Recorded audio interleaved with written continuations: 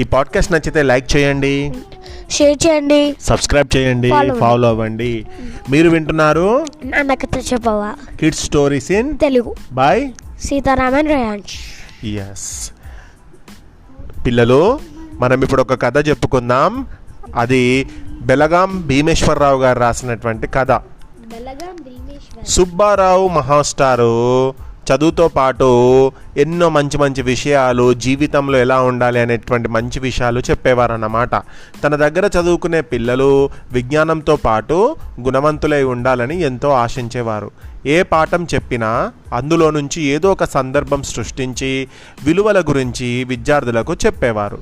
ఆయన వద్ద చదువుకునేటువంటి విద్యార్థులు కూడా మాస్టర్ చెప్పినటువంటి మాటలకు ప్రభావితులైపోయి వారి నడవడికను తీర్చిదిద్దుకునేవారన్నమాట.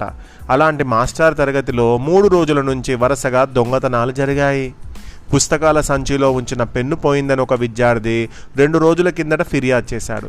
నిన్నటికి నిన్న రంగు పెన్సిళ్ళు పోయాయని ఇంకో విద్యార్థి ఏడ్చినంత పని చేశాడు. తాజాగా కొత్త నోట్బుక్స్ కనిపించడం లేదు అని మరో విద్యార్థి కూడా ఫిర్యాదు చేశాడు.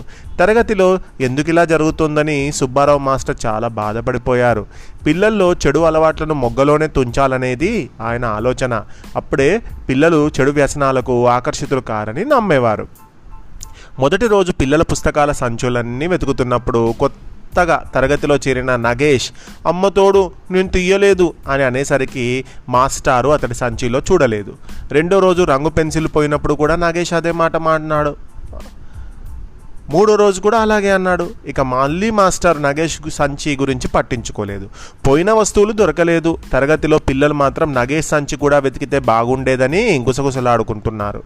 వాళ్ళ గుసగుసలు మాస్టర్ చెవిన పడడంతో ఆయన నగేష్ వైపు చూశారు. ఆ విద్యార్థి కంగారుగా నిలబడి అమ్మతోడు నేను తీయలేదు సార్ అన్నాడు. ఎందుకలా కంగారు పడుతున్నావు? అమ్మతోడు అన్నావు కదా, ఇక నిన్ను ఎలా అనుమానిస్తాం, కూర్చో అన్నాడు.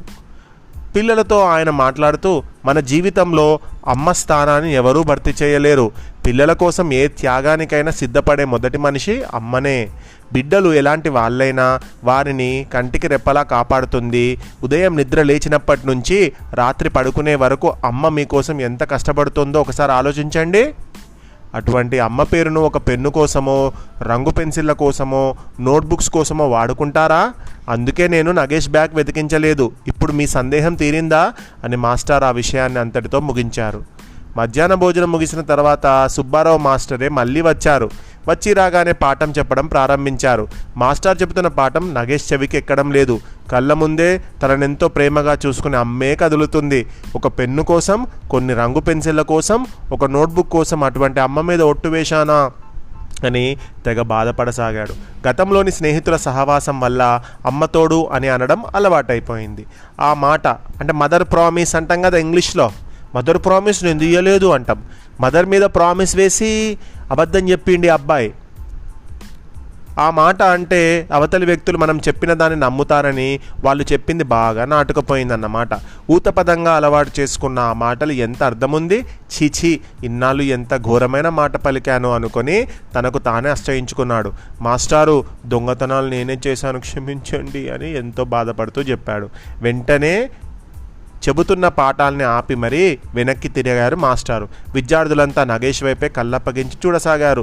ఒక్కసారిగా తరగతి గది మొత్తం నిశ్శబ్దంగా మారింది. అప్పుడు మాస్టారు తప్పు తెలుసుకొని సరిదిద్దుకున్నవాడు గొప్పవాడు. నగేష్, నీ తప్పు నువ్వు తెలుసుకున్నావు. ఇక నుంచి ఎలాంటి తప్పుడు చెయ్యకు. అనవసరంగా తల్లిపైన ఒట్లు వేయడము మానేయి, సరేనా అని అన్నాడు. నా తప్పైపోయింది మాస్టారు. నేను చెడు సహవాసం చేయడం వల్ల ఇలాంటి అన్ని అలవాట్లు నాకు వచ్చాయి. నేను తప్పకుండా మానేస్తానన్నీ అని చెప్పాడు. వెంటనే తరగతి గది మొత్తం చప్పట్లతో మారుమోగింది. ఆ రోజు నుంచి నగేష్ తన ప్రవర్తనను మార్చుకున్నాడు. మరి ఊరికే మదర్ ప్రామిస్ అని వేస్తారా? నువ్వు ఎప్పుడైనా మదర్ ప్రామిస్ అని ఏమైనా విషయంలో వేసినావా? అసలు ఎప్పుడు చేయాలి. వెరీ గుడ్ బాయ్, నువ్వు నా బంగారు తండ్రి.